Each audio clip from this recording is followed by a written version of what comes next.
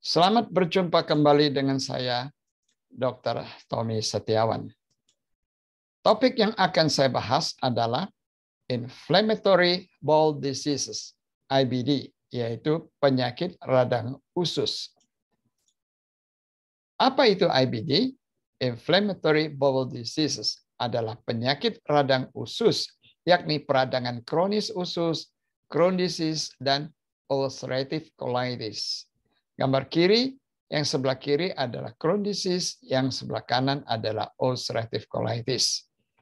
Nah, Crohn's disease itu mengenai usus besar dan usus kecil, sedangkan ulcerative colitis mengenai usus besar.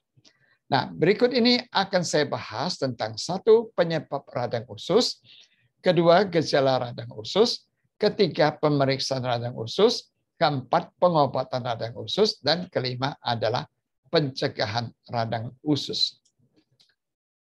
Nah, apa sebab atau etiologi radang usus? Gambar kiri atas memperlihatkan usus yang normal, yaitu yang coklat adalah usus besar, yang tengah adalah usus kecil, dan sebelah kanan adalah lumen di dalam usus. Nah, gambar kiri bawah memperlihatkan anatomi dari usus. Yang merah ini usus besar, ada ascending, transfer, dan yang hijau adalah descending colon atau usus yang turun, dan tikungannya disebut sigmoid colon, dan yang bagian kuning adalah rectum dan anus dubur. Jadi sebabnya atau etiologi dari radang usus adalah bisa disebabkan oleh bakteri, oleh virus, antigen yang memicu reaksi imun sistem, hereditary yaitu diturunkan, genetik, dan faktor lingkungan. Nah, insiden radang usus di Amerika sekitar 1,3%, yaitu sekitar 3 juta. Dan radang usus ini insidennya meningkat pada usia 18 sampai 25 tahun. Nah, peningkatan insiden ini disebabkan karena gaya hidup ala barat, yaitu westernized. Nah, berikut ini adalah contoh dari radang usus. Yang gambar kiri atas, yang sebelah kiri ada Crohn's disease, yaitu mengenai usus besar dan usus kecil. Sedangkan yang sebelah kanan adalah ulcerative colitis, yaitu mengenai usus besar. Dan gambar kiri bawah memperlihatkan yang sebelah kiri adalah usus yang normal, dan yang sebelah kanan adalah Crohn's disease, di mana terdapat penebalan dinding usus dan di dalamnya terdapat banyak batu-batu seperti batu-batu kerikil yang disebut cobblestone, dan luarnya dibungkus dengan lemak. Nah, gambar kanan atas ini memperlihatkan yang sebelah kiri adalah Crohn's disease dengan penebalan dinding lumen daripada usus dan adanya fissure-fissure, yaitu celah-celah atau pecahan-pecahan. Nah, yang kanan adalah ulcerative colitis, di mana terdapat banyak luka-luka, ulkus-ulkus atau korengan-korengan di dalam usus. Nah, yang ulcerative colitis mengenai usus besar, sedangkan Crohn's disease di samping usus besar juga kena usus kecil. Nah, gambar kanan bawah memperlihatkan di dalam usus besar itu terdapat luka-luka atau ulkus, sariam seperti saran-saran, luka-luka koreng-korengan. Nah, apa faktor risiko untuk radang usus? Nah, faktor risikonya yaitu dari gaya hidupnya, stres, tidur, olahraga. Kedua adalah faktor makanan yang tidak sehat.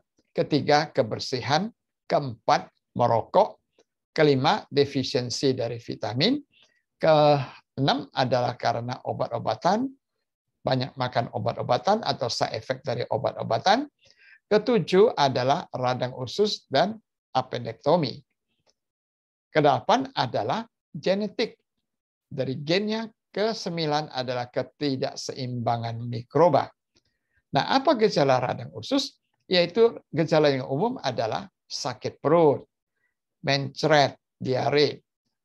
BAB-nya ada darah, perutnya kembung dan mules, dan ada risiko terjadi kanker usus, dan yang gejala di luar usus adalah sakit sendi. Nah, berikut ini adalah Crohn's disease, penyakit Crohn. Penyakit Crohn ini pertama kali ditemukan oleh Dr. Crohn pada tahun 1932 bersama dengan koleganya Dr. Ginsberg dan Dr. Oppenheimer. Nah, apa gejala penyakit Crohn? Penyakit Crohn ada stomatitis, yaitu radang mulut, ada radang mata, ada ulkus atau luka pada mulut, ada ulkus atau luka pada kulit, ada muntah-muntah, ada radang pada hati dan saluran empedu, ada panas, penurunan berat badan, tidak nafsu makan, ada mencret, diare, sakit perut, mules, ada ulkus dalam usus, yaitu korengan dalam usus, dan BAB-nya ada darah. Kemudian yang di luar usus adalah nyeri sendi dan bengkak. Nah, berikut ini adalah ulcerative colitis, yaitu radang usus yang ada ulkus, ada korengannya. Nah, ada macam-macam tipe ulcerative colitis ini, yaitu satu, proktitis, yaitu mengenai duburnya. Kedua, terminal colitis, yaitu bagian terminal usus, dan pankolitis. Apa itu pankolitis? Pankolitis adalah ulcerative colitis yang mengenai seluruh usus besar. Dikenal juga sebagai pan-ulcerative colitis atau universal colitis. Nah, dikatakan sekitar 20% ulcerative colitis itu adalah pankolitis, yaitu mengenai seluruhnya. Nah, berdasarkan lokasinya, kita bisa membedakan satu, proktitis, yaitu di bagian dubur. Kedua, yaitu proctosigmoiditis, yaitu mengenai dubur dan sebagian sigmoid daripada kolonnya. Ketiga, distal colitis, yaitu bagian distal dari usus. Nah, keempat adalah extensive colitis, yaitu colitis yang sudah ekstensi ke usus yang atas. Dan yang kelima adalah pankolitis, yaitu terjadi peradangan usus seluruhnya.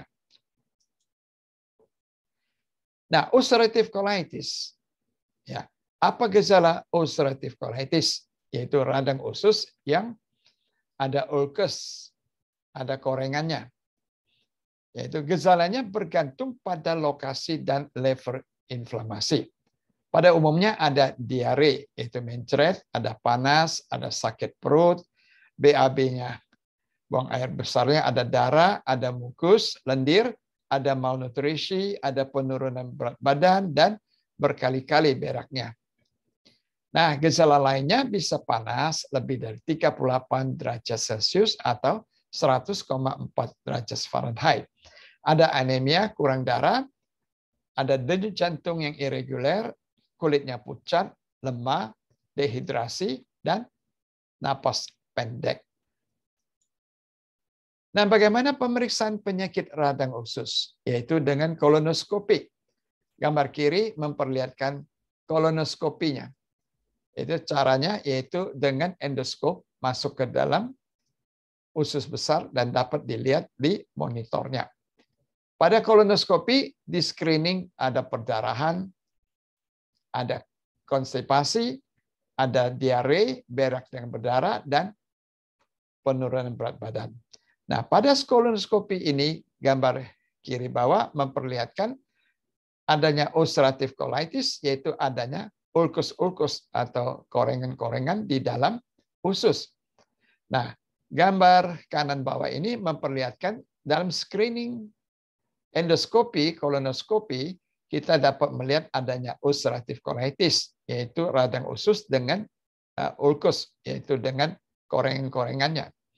Dan juga bisa kita lihat adanya Crohn disease, yaitu di mana di dalam ususnya terdapat seperti banyak batu-batu kerikil. Kemudian satu lagi adalah diverticulosis, yaitu adanya kantong-kantong dengan fisur-fisur pada dinding usus. Screening yang lain adalah dapat melihat adanya kanker usus, ya, dan juga adanya polips. Nah, Bagaimana pengobatan radang usus? Nah, prinsip pengobatan radang usus adalah diberikan obat antiinflamasi, yaitu contohnya kortikosteroid, aminosalisilat. 2, dengan imunosupresan. Contoh dari imunosupresan adalah azathioprim atau Imuran, mercaptopurin atau 6-MP, purinetol, methotrexate, mycophenolate mofetil, cyclosporin, tacrolimus. Nah, 3, diberikan antibiotik, yaitu metronidazole, ciprofloxacin, vancomycin. 4, dengan obat anti diare, yaitu loperamid, peptobismol, kolestiramin. Suplemen, yaitu dengan vitamin, dengan besi, dan kalsium.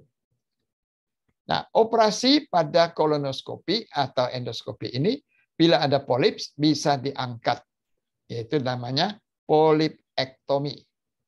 Nah, terapi lain adalah stem cell terapi, zen terapi, dan diet makanan yang lunak. Jadi infus makanan ini memberikan istirahat pada usus. Nah, penyembuhannya biasanya memakan waktu 1-2 minggu. Nah, regenerasi epitel ususnya memakan waktu 5-7 hari. Nah, bagaimana stem cell terapi untuk radang usus? Nah, cara stem cell terapinya, gambar kiri memperlihatkan, yaitu biopsi dengan endoskop, ya, untuk mengambil jaringan dari usus, kemudian dibawa ke laboratorium, diisolasi sel ususnya. Lalu kultur sel usus untuk pembentukan organoid, yaitu LZR plus 5+ stem cell. Jadi stem cell LZR5+ ini merupakan stem cell marker untuk usus. Ya. Lalu diperbanyak stem cell-nya, kemudian ditransplantasi stem cell tersebut ke dalam tubuh. Nah, bagaimana gene terapi radang usus?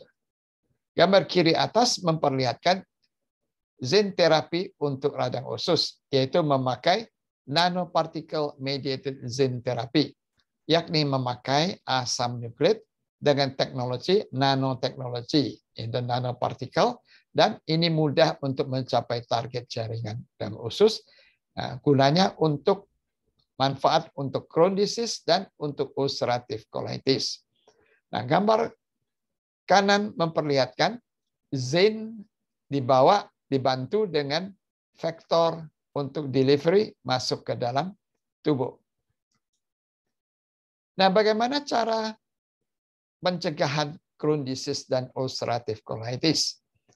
Ya, yaitu dari diet makanan.